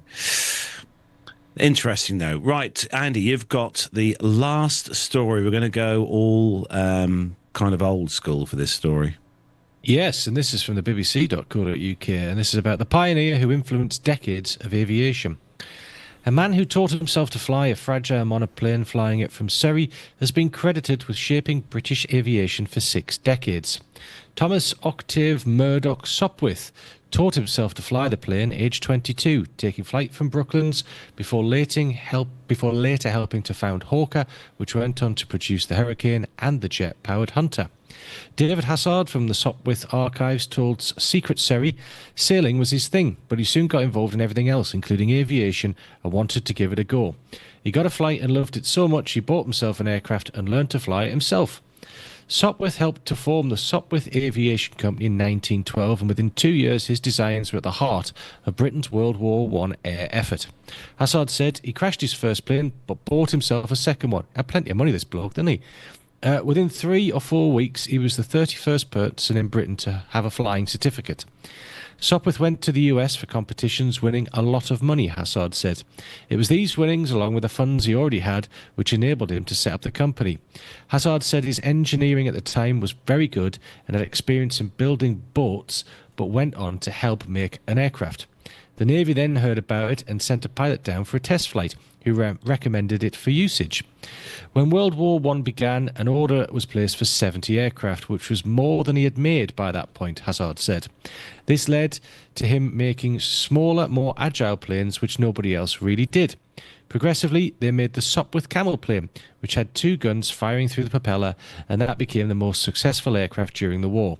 However, orders stopped after the war, Hassard said.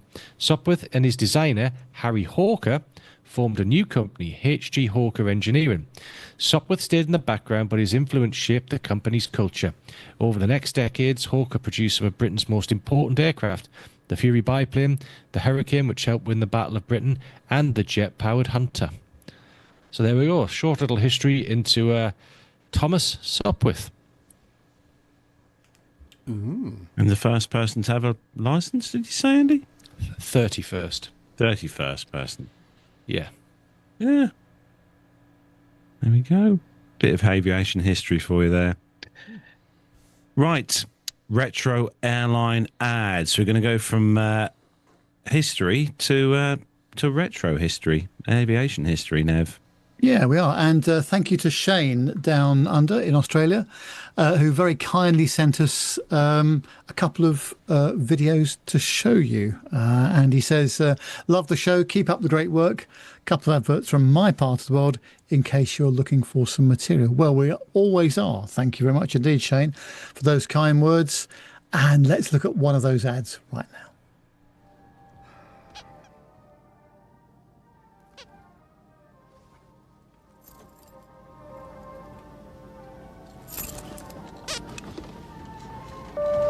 You rang? My wife drove me to the airport. Oh, that's nice. Yes, but I've got the car keys. And she hasn't? No. Oh, dear. Look, leave them with me and I'll see what I can do. When Richard Purdy flew Ansett New Zealand recently, he found out firsthand what a big difference a little extra service can make.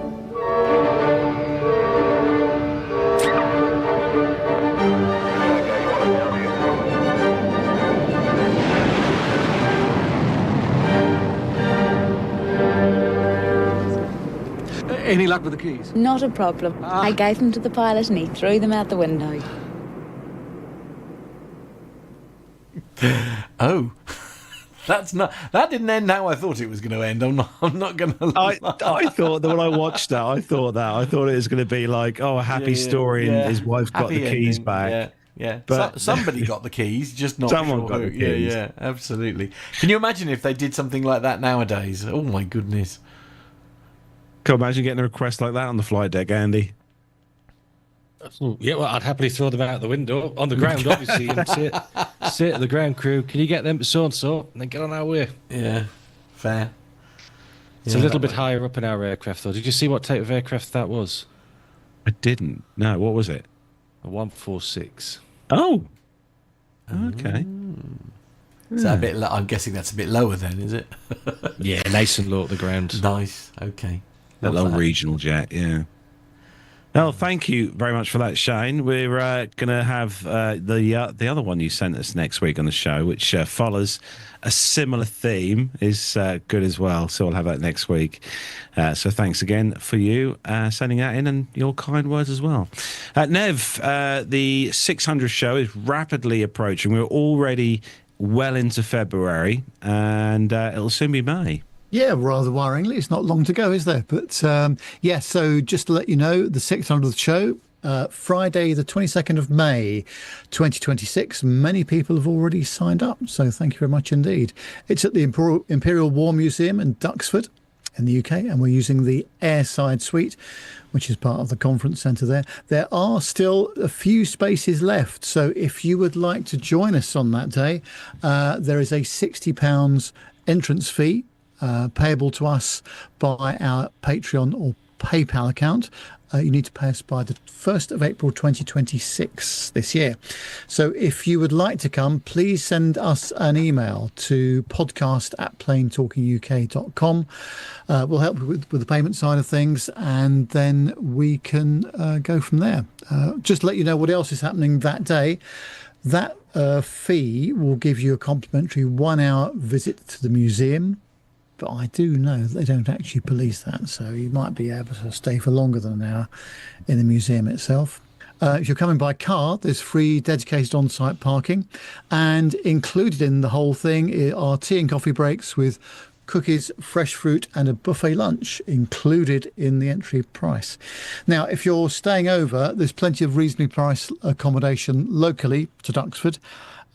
We suggest you book early if you require this. It is down to yourselves to book your own hotel, but most people are staying at the Duxford Hotel Cambridge South in Whittlesford, just 3 minutes drive down the road from the Imperial War Museum. And actually Whittlesford Station is right next to the hotel, with very easy access to London's Liverpool Street Station as well.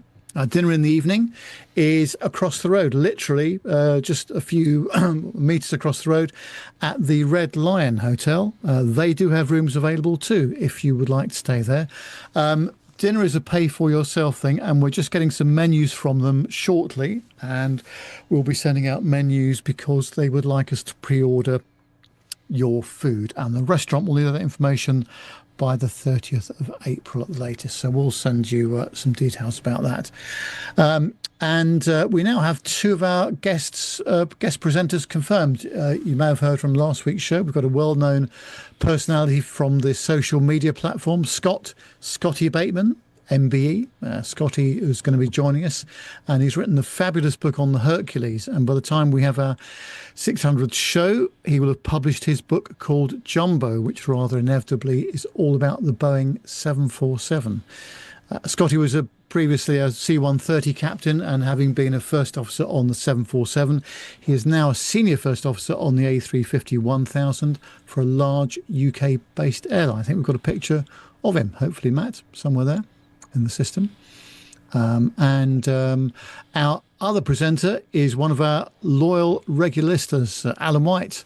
Alan's going to be telling us all about his flying career, as well as his varied work on the fixed-wing assets for the Irish Coast Guard.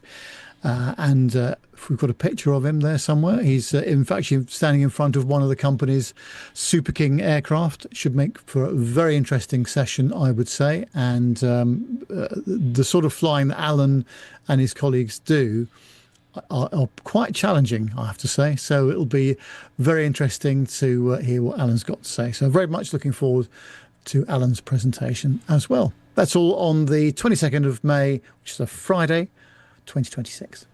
And there's a picture of Scott as well. And we've got a question in the chat room, Nev. Richard Adams is just asking, is the venue walkable from the hotel?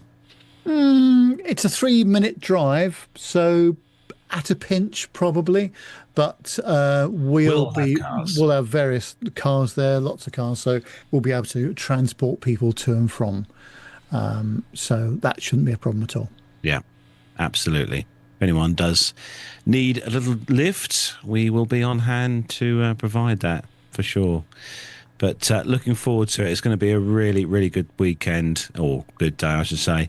And as someone was saying, I think it was Jason was saying in the chat room, as long as I see Concorde 101 in 107 days' time, I'll be happy.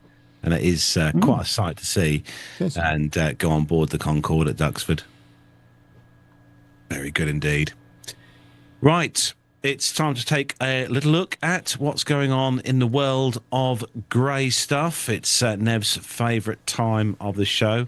So, Matt, if you're ready, can you hit the grey button, please? What's up, bogeys? 13550, Angel 16, heading 340. Okay. 100 St. Bogeys.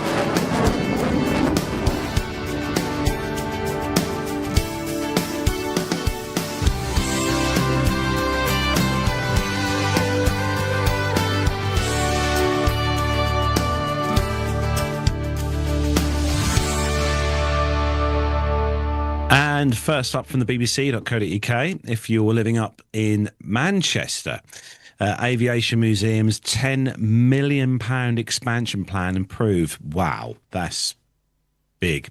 An aviation museum is planning to expand to display more of its collection of vintage aircraft, with 6 secret warplanes being unveiled at the attraction. The Avro Heritage Museum in Stockport, Greater Manchester, opened 10 years ago on the site of the former BAE Systems factory in Woodford, where military planes were built for almost 90 years. It houses a blend or range of fabled aircraft, including a replica of a Lancaster bomber, a full-scale model of an Avro Type F, the first aircraft in the world with a fully enclosed cockpit. And they said we have 6 complete aircraft ranging in years from 1908 to 2011 in a secret storage location, and we need a home for them, Museum Chairman Terry Barnes said.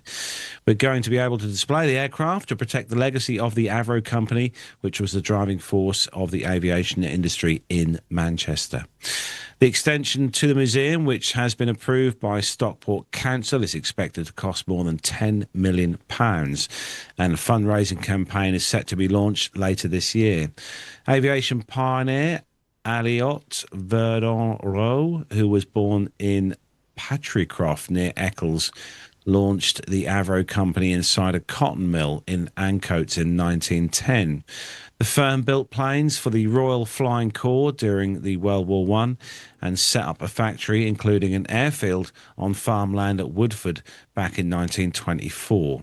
The company made aircraft including the Anson, the Vulcan, the Nimrod spy plane, and the Lancaster bomber at the site before it eventually closed back in 2011.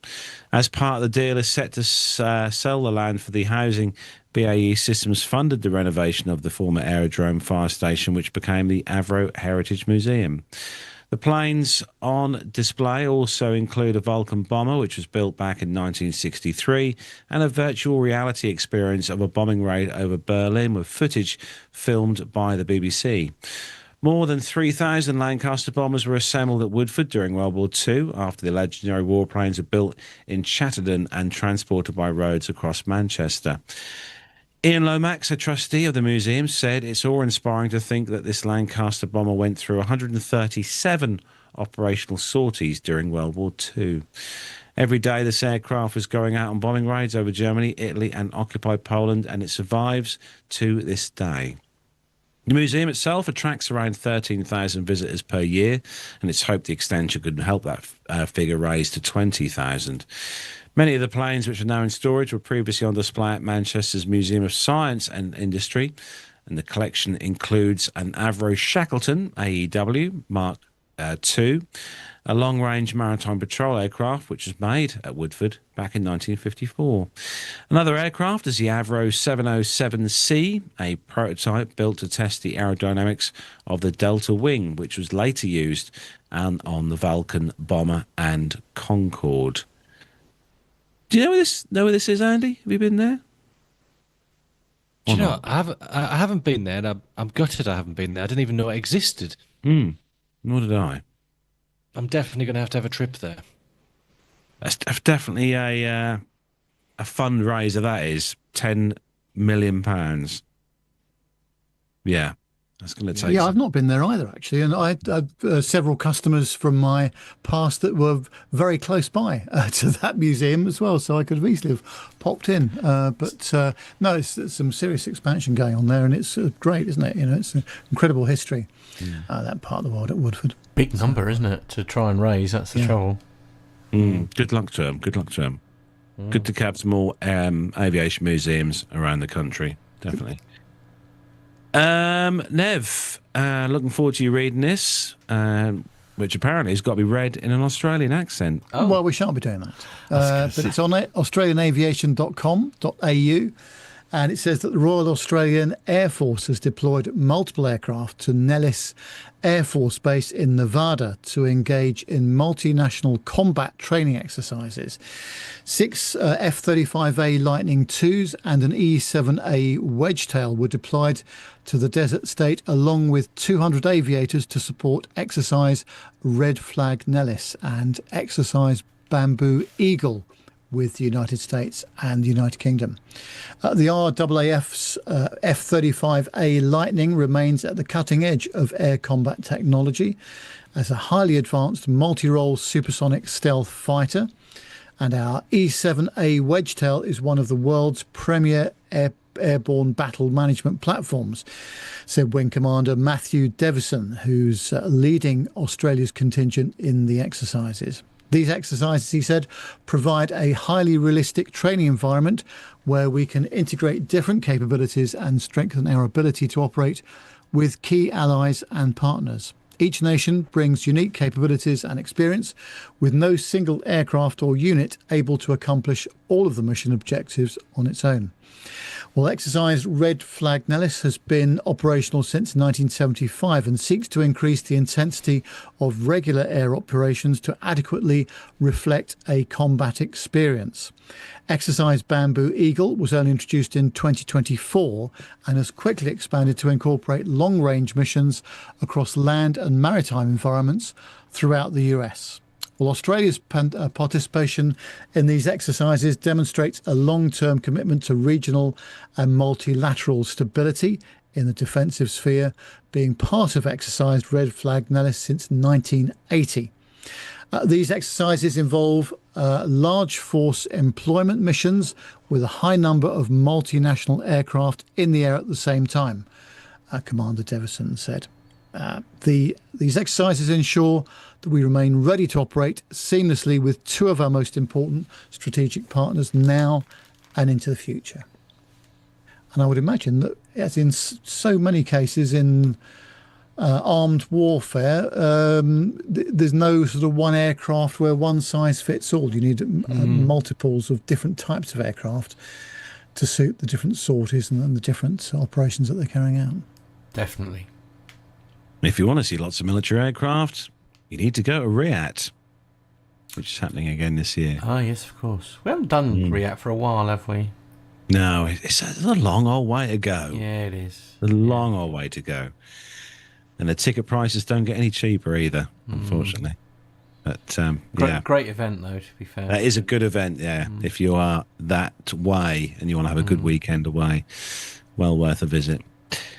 Right, we're going to start to wrap the show up. Social media links, Nev. Where can people find out more about us? And find out about the 600th? Yes, you can. And it's on Facebook, X, Instagram and LinkedIn is where we are. Just search those platforms for Plain Talking UK. If you want to come to the 600th show, it's podcast@plaintalkinguk.com is where you need to send your email to. Don't forget our websites at plaintalkinguk.com and the WhatsApp number +44 7446 975 214 if you'd like to share your aviation photos, comments, whatever you like. Don't forget you can subscribe, and if you would like to like our YouTube channel as well, you'll get notifications when we go live. And you can help shape the conversation of the show by joining us in the chat room, as many people have done today. Just go to youtube.com and search for Plain Talking UK. As I mentioned earlier, the show does have some running costs, and we've had a very nice, generous bunch of folks that help us with that. You can become a Patreon, or you can pay us by PayPal if you wish. Just go to our website, Plain Talking UK, and you'll see a section called Support Us. And whatever spare change you have, or if you'd like to assist us on a regular basis, if you're able to do so, we'd be very grateful. Thank you very much. Sorry. Dave is just trying to rip the chair apart here. Oh, excellent. Awesome. Love that for you. Yes, as Nev was saying there, all the details for the 600th are on the website, and the website is having, in the process of having a nice refresh as well. It does look quite nice when you go on there, so make sure you give it a look. Quick round robin before we wrap up tonight. Then we'll start with our resident Amsterdam hotelier. What's going on, Andy? Anything exciting this week for you? The rest of? I don't know my elbow from my rear at the moment. I'm that all over the place. I'm here until the end of the week. I'm in the simulator testing stuff for the next module. Then I'm going home. Then I'm home all next week, which is nice. Which means I might have the opportunity to build this as well. Look at that. And for those listening, I have a sort of Lego version of a full flight simulator to build.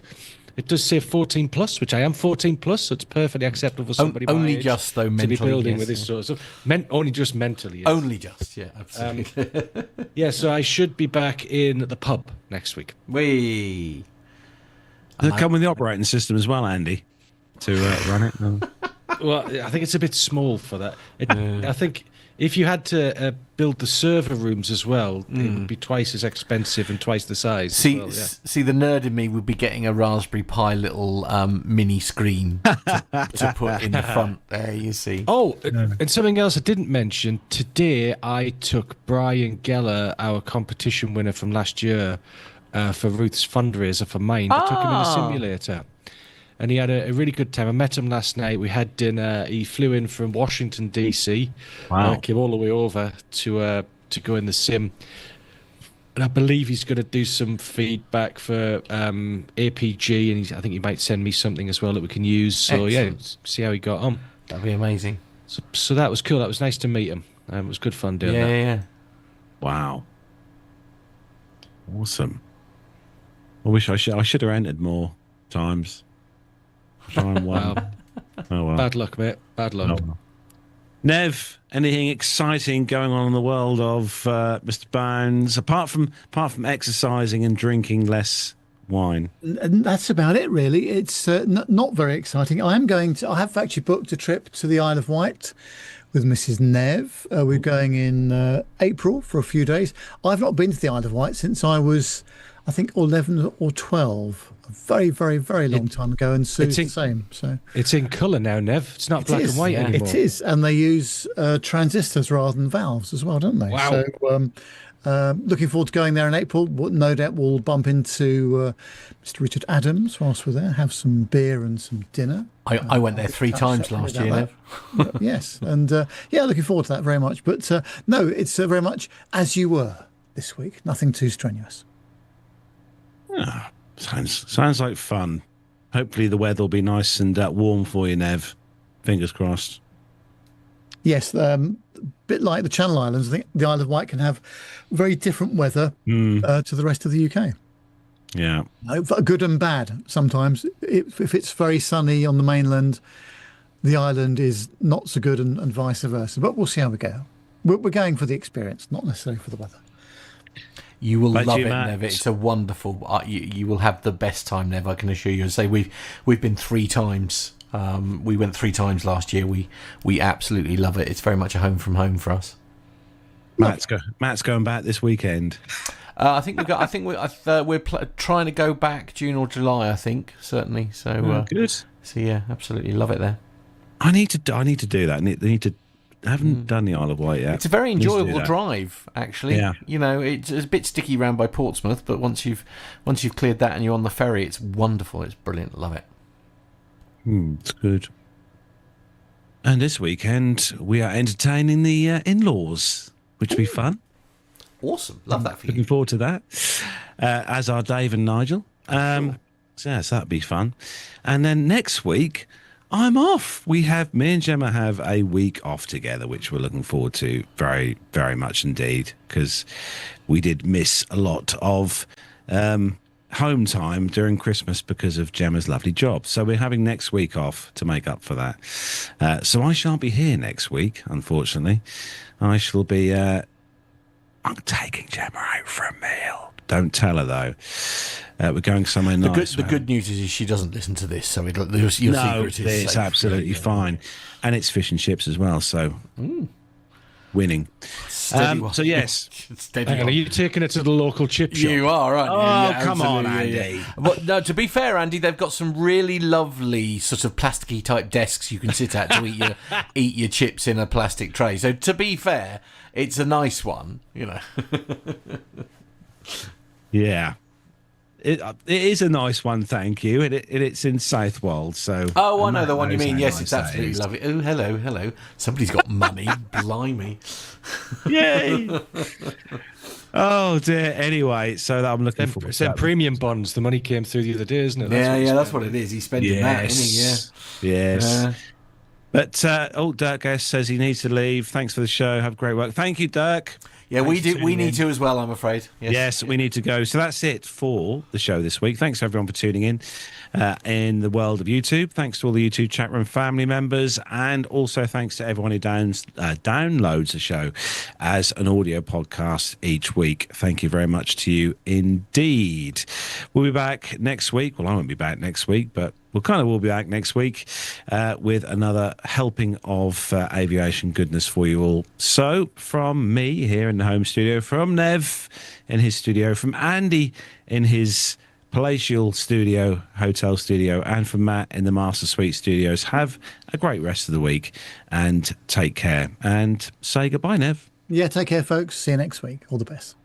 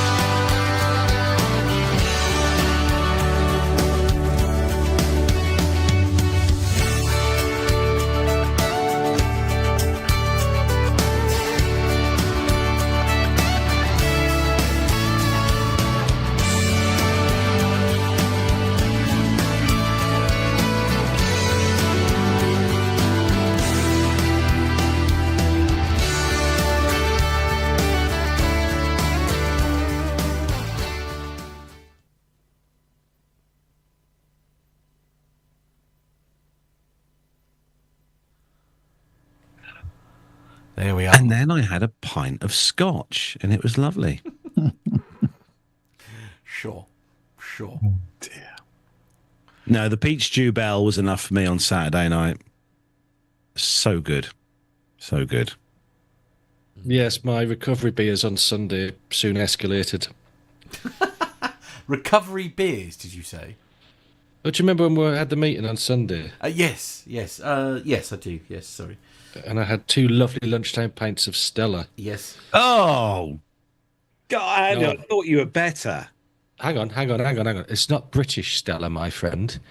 This is Belgian imported draft Stella. Ooh, and it tastes very different to the UK stuff. Yes, that turned into 8 pints on Sunday. Did it? Right. 8? Just a quiet Sunday afternoon, yes. 8? Nev's face. God, I'd be in a coma if it was that many. I would absolutely be unconscious. Well, it was over several hours. Fair enough. 3. 3. Yeah, just one over the couple. Yeah, that's it. I stopped at 7 points on Saturday, got home here and passed out on the sofa. Woke up at 1 a.m. and then the next morning woke up after being asleep to a picture in our group chat on WhatsApp, which Gemma took of me, which was not flattering. Was it not? At all. No, okay. What did I do? So Friday I stayed in a hotel. That was nice. And then Saturday I didn't go out until 11 p.m. Oh, you done the thing, didn't you? Yeah, and we left the nightclub at 5 a.m. Jeez, I ain't done that in years. No, neither had I. You're too old for that. Yeah, I know I am, very much so. And it was very much a case of, and because we didn't leave the club until 5. I hadn't had a drink, so that wasn't the issue. We were talking about getting Ubers and stuff, but I was more concerned that when we got out at 5 o'clock, there wasn't going to be any Ubers to be able to get us back. And so I literally dropped off my friend and then drove to the studio to do my radio show. 10 o'clock was I wasn't at my best. I'm not going to lie. We had a few word salad moments during the programme on Sunday. I certainly felt fluffy around the edges on Monday morning when I got out of bed at 4:30 a.m. to get to the airport to fly here. I bet. So lessons have been learned. Oh, okay. Meaning that I'm too old to do 2 days in a row of drinking. Don't drink on a school night. Yes. Yeah. Did you used to have that rule, Nev, when you were out doing your social engagements that you didn't drink on a school night? Of course he didn't. No. He was in hospital. Because the problem is that our customer events were, well, it could be Monday, Tuesday, Wednesday, Thursday or Friday, really. So we just had to go with the flow. Which is absolutely. Why I'm trying to unpick it all now. And Yeah. Funny enough, the weight comes off a lot slower than it goes on. Has anybody noticed that? Ain't that the truth? Maybe I need to take a leaf out of your book and cut we down all the smoozing now at 40 instead of in my 60s. Yeah. Trying to stop it at 63. Well, 63 last year. Yeah, it was. Well, it's all right. But as my doctor explains to me, you're just too short for your weight, Mr. Bounds. That's all. Yes. Wow. Yes. If I was 6'7", I would be the perfect weight. Yes. Yeah. Absolutely. Oh, by the way, before we wrap up, Andy, and disappear, Bill said in the chat room a moment ago, thanks, Andy, for showing me that Lego, that model. He wants one now. Of course he does. I think most of our listeners will want one. I do apologise. I don't know if you can buy them in the public domain. Oh no. Oh, Bill. Oh, now that is brutal. Oh. Brutal. I'm just having a look. Here we go. Let's see if you can. Oh, you can. Oh dear. Oh, can you? You can. You can buy them from the French store, apparently. Oh. The French CAE website. I don't know what 100 Canadian dollars translates to, but yes, they do have them. So you can buy them. Ah. Well, no, I'm not buying one. No, I'm not. Right. Let's say goodbye to all our YouTube guests. Yes. Thanks, everyone, again for joining us this evening. And, very much appreciate you all tuning in. And, I'll leave it up to you to say goodbye, Nev. Yes, thanks very much indeed, folks, for tuning in this evening. A lot of fun, as always. Thanks for your brilliant contributions in the chat room. We'll be back without Carlos on Wednesday of next week, 7 o'clock UK time. Hope you have a great rest of the week and the weekend. And bye for now.